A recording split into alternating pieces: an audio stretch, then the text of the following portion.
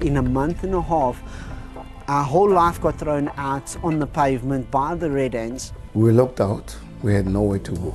And then they said I must come and open a theft and the injury that my mother-in-law incurred.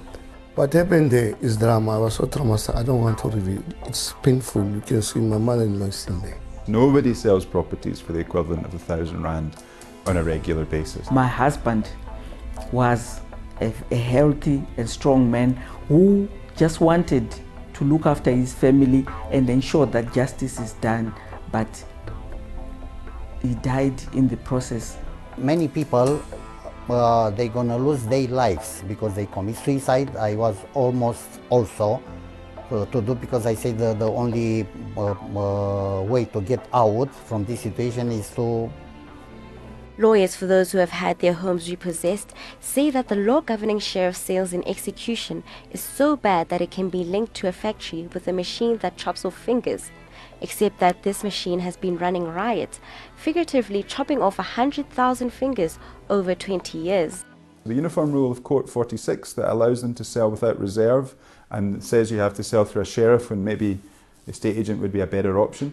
They're keeping to the rules and doing that. So what the problem there is that the rules are bad. It's not that they don't keep to the rules. But if everybody's got to think in terms of constitutional values since 1994. You've got to see your actions through the prism of the Bill of Rights. You've got to think, is this violating somebody's rights? And that is what the banks have completely disregarded.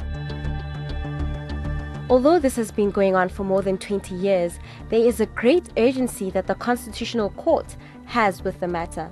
It is also of great public importance that can be measured in dozens of human lives lost yearly and thousands of lives destroyed in terms of quality because of these sales in execution.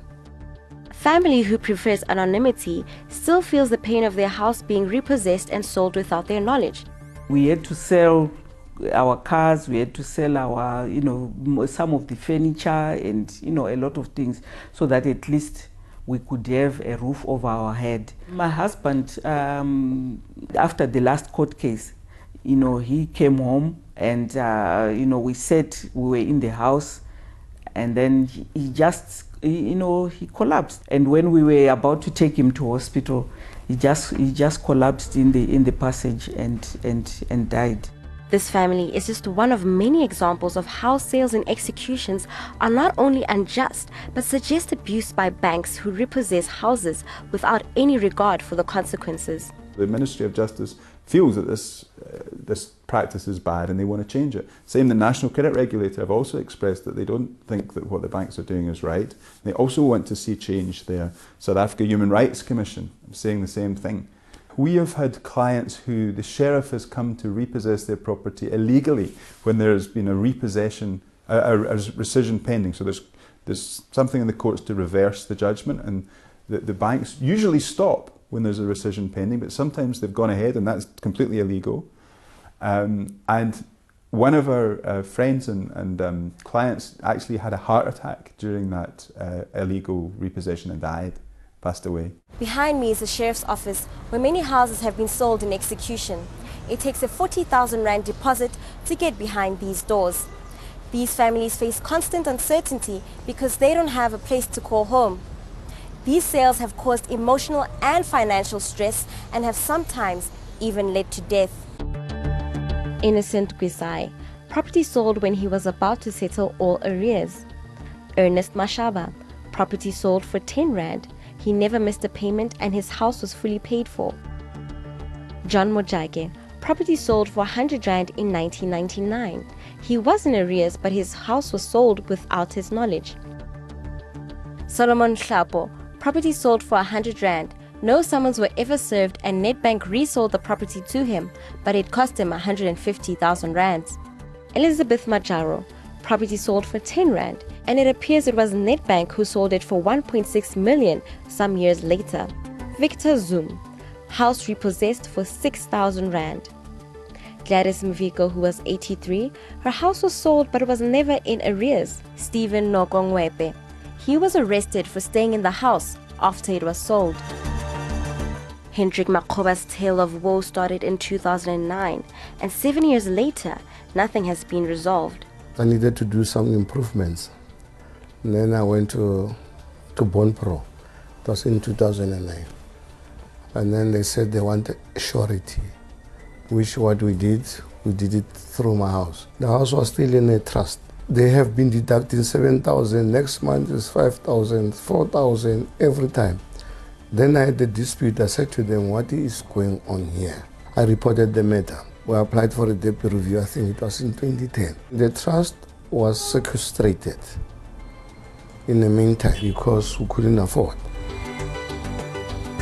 While they were busy with the processes, I went to legal aid. I said, legal aid, please assist me.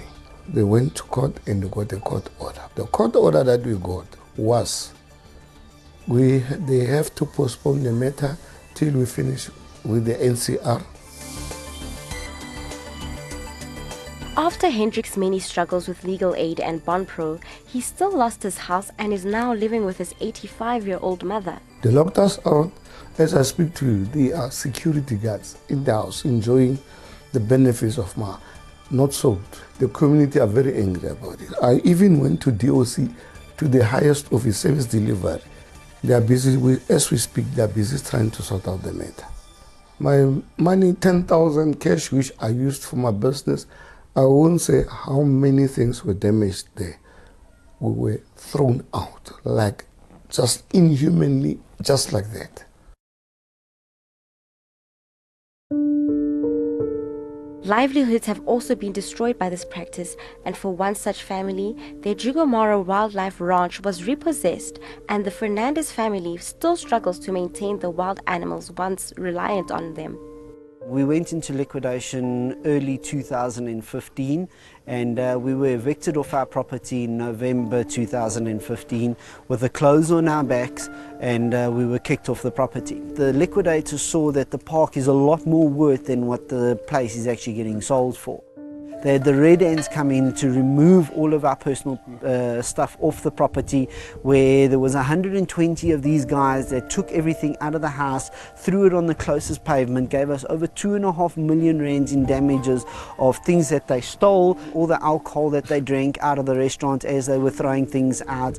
It was a very, very malicious way of doing it. The cats were sold to a third-party hunter, breeder, seller, where all the cats were sold for 220,000 rand. We had to fight to get these cats back, where we paid 400,000 rand just to get the cats back. And the day that we put the money in the account, they gave us 7 days to move off the property with the cats. If we didn't pay the money over and remove the cats within those 7 days, we lost the cats and we lost our money. Look here, look at that.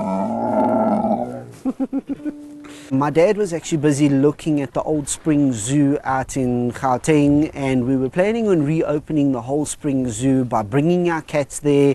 What they did back probably 30 years ago, they extracted coal out of the ground and they scraped it onto the old zoo that closed down, and what happened was this coal ignited, which is basically anthracite. So this stuff burns almost at 1,700 degrees. And as my dad was busy walking in on the property, it looked like beach sand, no smoke, no nothing. And as he was walking, he fell into the ash pit. He got third-degree burns from his feet to his knees, his hands to his elbows. He lost a finger, he lost a toe. He had full skin grafts taken off his legs just to wrap up his feet again. Me sitting here building all the enclosures with no place to stay, living in a car basically for the first month until someone even donated a caravan towards us. Until today, not one of the banks or anybody's even contacted us to even see what's happening with our life. They just wanted us out and they wanted to sell off the property for a huge amount of money and us walk away with nothing. The Fernandez family has since rebuilt their life by finding a new park located in Valwater, Limpopo. The victims, like Cristinel Istrastescu, say it is not only the repossession of houses that affects them, but the abuse they allegedly receive from the banks that destroys their dignity. His house was sold for 500,000 even though it was worth 1.6 million, all because he owed less than 987 rand. I have 3 times the house on auction. With the grace of God, 3 times I get out from the hook, and I don't want to tell you because I lost all the avenue. lot of nerves, lot of money with the lawyers to the court, which it was on the 14th, the one agent, the estate agent, it was coming with one letter, which she said, sorry, your home, it was sold in auction and you have to make sure because you're going to be out from the house. The amount which I owe to FNB, it was 927 rand, which is ridiculous. ANN7 approached all the banks and none would comment. The founding affidavit also refers to intimidation by the banking sector towards the lawyers involved in this case. Counsel indicated that he'll proceed even if he receives further funds because he believes in the cause. Despite the bank's advocates seeking orders out of Van's pocket and complaining to the Bar Council against him with a view to remove him from the role with a bad record, he is at risk of losing his livelihood through his aid to the applicants in challenging the bank's abuse and bad practice. For those affected by these sales and execution, the Constitutional Court case cannot come soon enough. If the hefty demanded amount of 60 billion rand is paid out by the banks, it will only partially restore the dignity of those who live to tell the story of the loss of their homes. Penyo Melody Madiba, ANN7, Johannesburg.